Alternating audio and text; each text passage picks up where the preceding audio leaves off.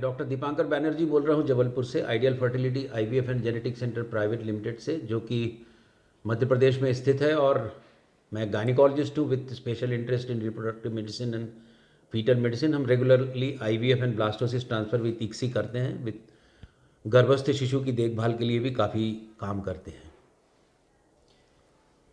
Sir, क्या ovulation induction treatment के लिए टेस्ट ट्यूब बेबी कराना ज़रूरी है?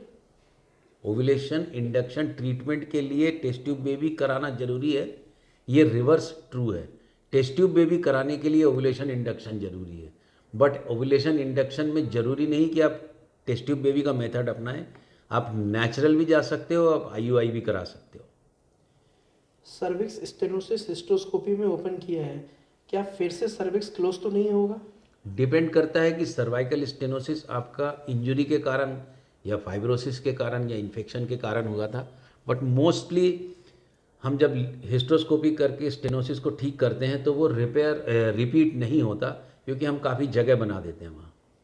I have cyst in my both ovaries. Also, my AMH is 0.35. What should I do for IVF?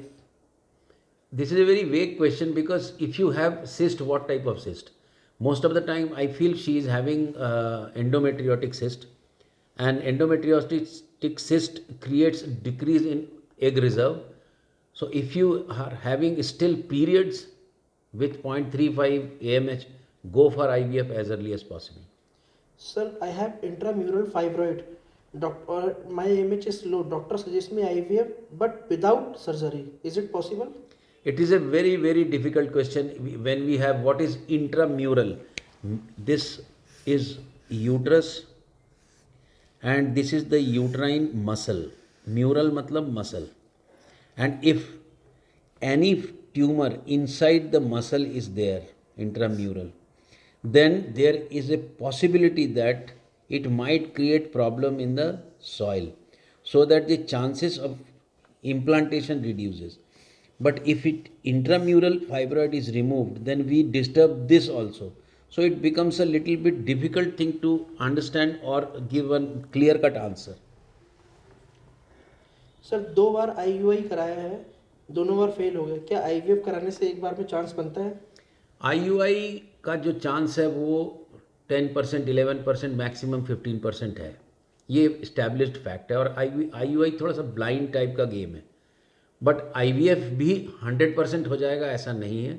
IVF में भी बहुत सारे बाधाएं रहती हैं, बट डेफिनेटली आईयूआई से ज़्यादा सक्सेस रेट रहती है। पर किसी में भी आप 100% की गारंटी नहीं दे सकते, but nobody wants to get failed. क्या IVF करवाने के पहले हस्बैंड और वाइफ दोनों का जेनेटिक टेस्ट होता है?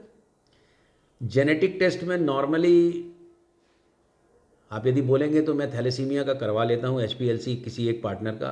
अदरवाइज़ कोई यदि जेनेटिक इंडिकेशन नहीं है कि घर में कोई ऐसा फैमिलियल कोई प्रॉब्लम हो रही है जिसके कारण कि हमको टेस्ट कराना है, मान लीजिए दोनों थैलेसीमिया कैरियर हैं या किसी को सिकल सेल है, तो डेफिनेटली हम जेनेटिक टेस्ट कराते हैं।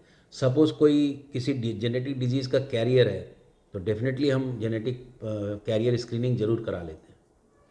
नेचुरल प्रेगनेंसी में 2 बार हार्टबीट नहीं आई, तो क्या IVF करवाने से हार्टबीट आ सकती है? आईवीएफ कोई ऐसा 100% उपाय नहीं है कि आपके बच्चे में हार्ट बीट आ ही जाएगी। यदि प्रेग्नेंट आप नेचुरली हो रहे हैं तो आप नेचुरली ट्राई करिए, एकदम से आईवीएफ में जाने की ज़रूरत नहीं है। बट ये फाइंड आउट करना ज़रूरी है कि हार्ट बीट क्यों नहीं आ रही। यदि आप नेचुरली कंसीव होते हैं और अनफॉर्चुनेटली फिर से अबॉर्ट करते हैं, तो जो अबॉर्टेड मटेरियल है प्रोडक्ट ऑफ कंसेप्शन, उसका जेनेटिक टेस्ट भी करा लेना चाहिए। सुनने और जुड़ने के लिए बहुत बहुत धन्यवाद। और मैं कोशिश करता हूँ कि जितने क्वेश्चंस हो सके मैं इनका जवाब दूँ। सब क्वेश्चंस को अटेम्प्ट करना थोड़ा मुश्किल होता है, उसके लिए मैं माफ़ी मांगता हूँ।